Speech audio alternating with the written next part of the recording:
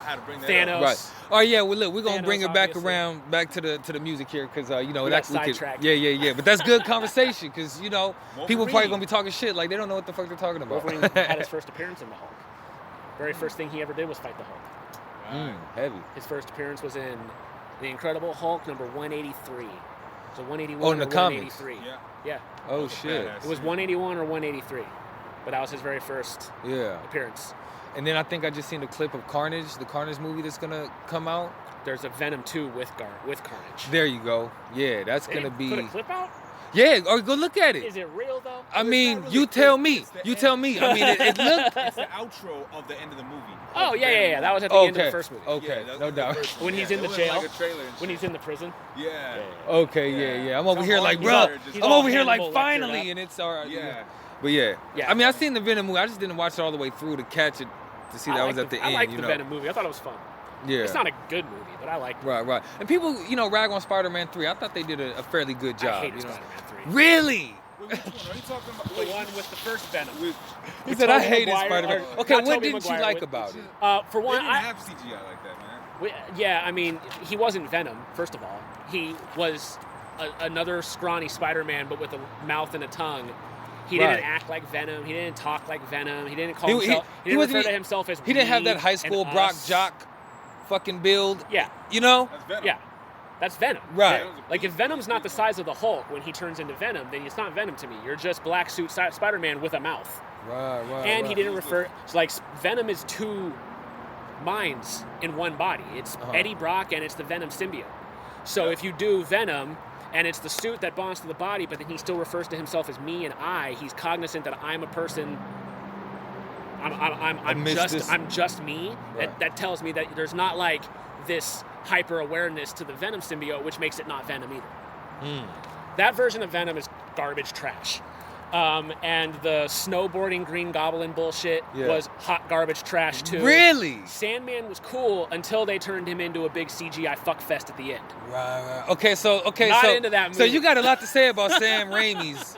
No, I love 1 and 2 are fucking amazing. Okay, yeah. Number I mean, three- but the first one number was three- the Goblin on the They shit. try to do what they're That doing was on now the with glider. MCU The shit. glider, right? He was okay, on yeah. the glider. He looked. That I made mean, sense, right? That was his suit was a little too Power Rangers for me. Right. But like, I mean, I feel like it would have been hard to really pull off the latex mask that looks like a real face. Yeah. Like it would have been harder to pull off. Yeah. So I understood why they did it. But he still was on the glider. I'm saying in Spider-Man 3, when Harry becomes the new Goblin, he's Yeah. on like some stupid fucking Oh snowboard. yeah. Right. Like yeah. with A jets snowboard. underneath. It was dumb as shit.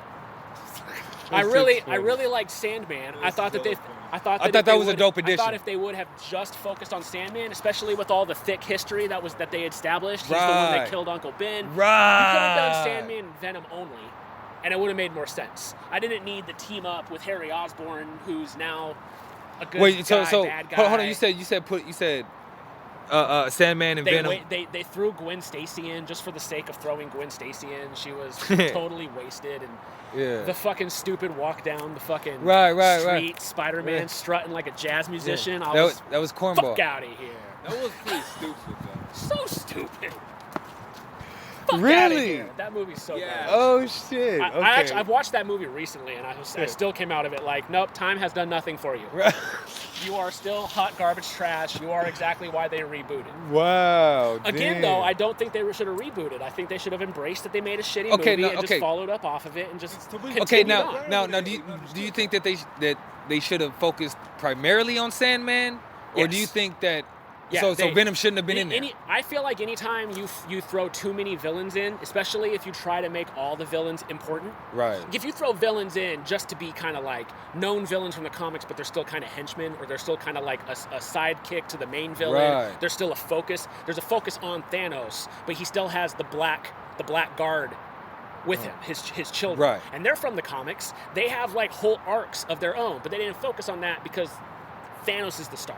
Yeah. Not these Right. not these other illegitimate children that he has killing everybody for Right. him. Right, Right? right. They're not the important part. They're the squad that goes out and fucks shit up. Right. And they focused on them just enough to do the cool action scenes and give them screen time, Right. but then bring it all back to Thanos. He's the star of the story.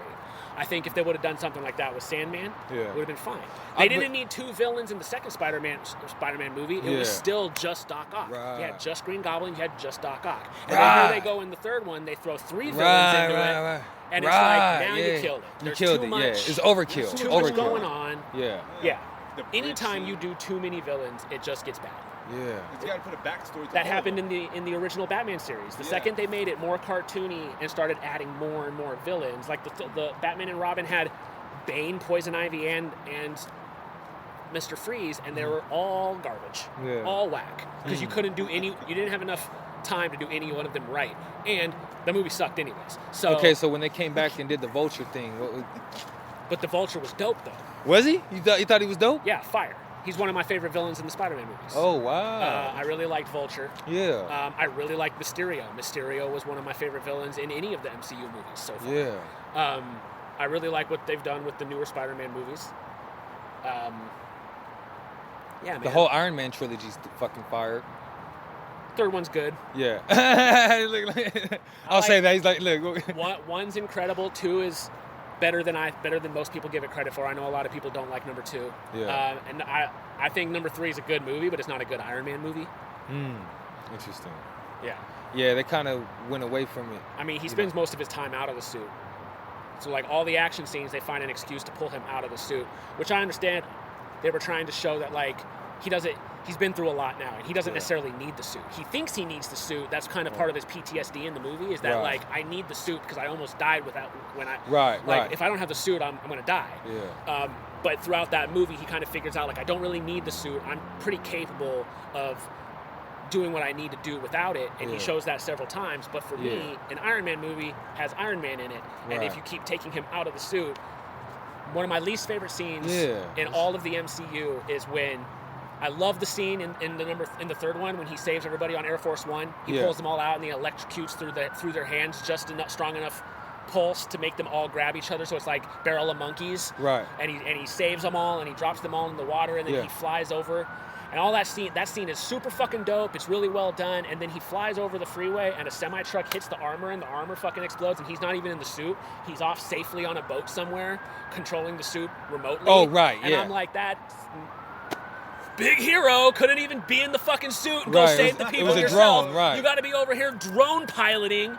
Right. That was weak. Right. It was the best. It was the best scene in the movie. Oh, I actually really like the scene when he fucking breaks into the compound without the suit at all. He's like super James Bond about it. He made all of his own gadgets, and like I like that scene a lot. It's very MacGyver.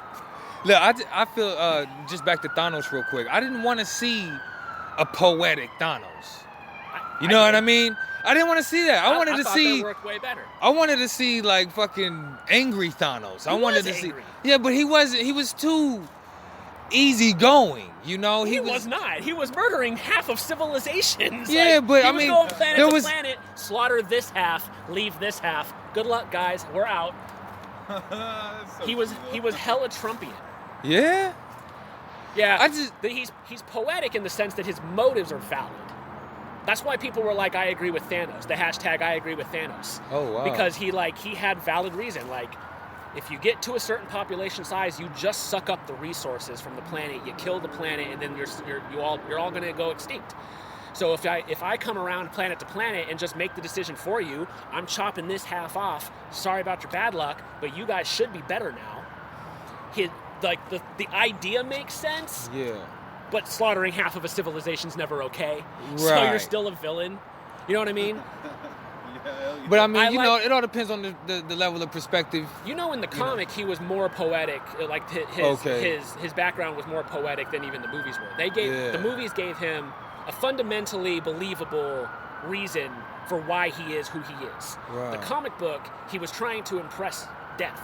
The personification of death. Right. He was very Shakespearean. Yeah. He was very like, you are my love, and if I can confess my love to you, Madam Death, I will kill half of the universe. If that will convince you to be with me and be my queen, I will murder half the universe. I will get all these stones, I will put them in this glove, and I will snap and I will kill everybody. For you. That's some poetic shit. Right. Yeah. You know what I'm saying? That's where the poetry hits. Right. The movies are a little less poetic to me, but Yeah. more believable and work better if I'm going to watch live action characters fight a CGI guy. I need to like believe that this is not just some weirdo in love with a skeleton. Right. You know what I mean? Right, Like right. in the comics it works because it's a comic book.